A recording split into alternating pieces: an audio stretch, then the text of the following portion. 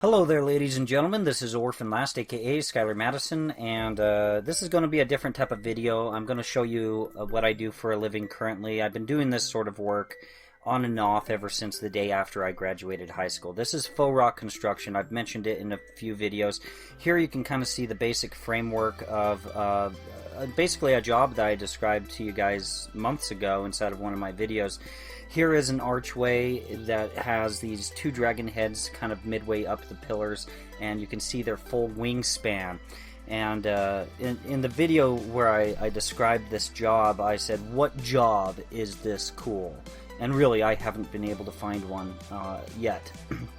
Eventually, we had to rework the dragon heads. The owner didn't like them, but here you can actually see where we actually carved a few areas, and we've applied kind of a scratch coat. I'm not going to really go into trade secrets or anything like that with you guys, because like this is a very secretive occupation to be in. And so like, but by the time that this video is over, you may have a general idea as to how to make a faux rock. But there have been many occasions where people have even seen the materials that we're using, and they've seen every single step of the process of making a faux rock.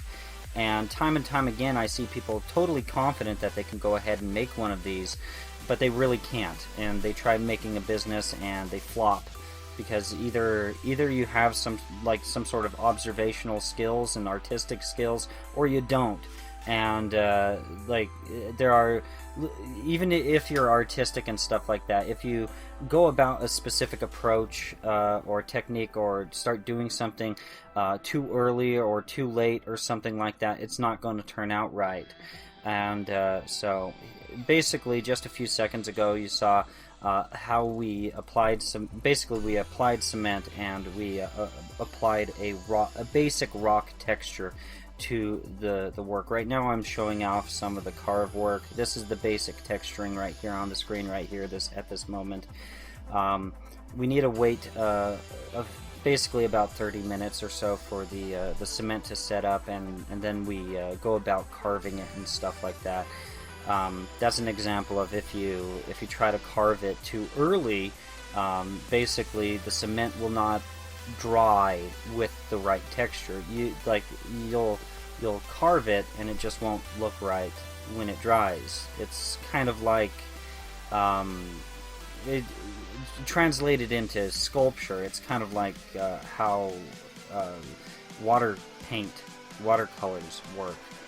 It looks different after it dries, and so if you want it to look as close as humanly possible to how you carved it when it fully dries and sets up and all that, then you have to make sure that you start carving at the right time. Here I wanted to show you guys the front yard and everything. Each one of these clips have actually been filmed like weeks and months apart from one another. Here you can actually see we reworked the dragon heads, the archway is finished, the dragons are finished, the wingspan is finished, and it's looking really nice. I'm really happy with it. Here I'm kind of showing off I'll show it really soon here, but basically the next work in progress that we're actually currently working on right now is this sauna. I personally would call it a casita, but the owner wants it to be a sauna, and it's got these Gothic arches. The problem with it being a sauna is that the average sauna is only 5 feet in height, and we have it around 8 feet in height. And so how it's going to retain heat is beyond me and even the engineers working on it. So I don't know how that's going to work out. I mean, it would have made sense if he wanted to have like this office that's kind of separate from the house and such like that. That would have been awesome to make Gothic arches for this awesome office and all that, but evidently the owner just wants to have a sauna, and I don't really understand how. Now, as I walked from the front yard to the archway and everything, you didn't even see this hidden passageway that I just barely walked in. And this is where the jacuzzi area is, and these murals that I'm showing you right now were painted by Bob Simmons, who used to be a Disney artist, a Disney animator. And it was really a pleasure working with him. It was really fun. being able to do that. This material that you're looking at right here, the jacuzzi area, we actually did about 8 or so years ago, And since then, Bob Simmons has actually retired, and it's kind of a sad story where he's actually retired and just working full-time trying to take care of his wife, who has some serious health issues from what I understand. So but it was great working with him while we had him. It's not like he was an actual employee.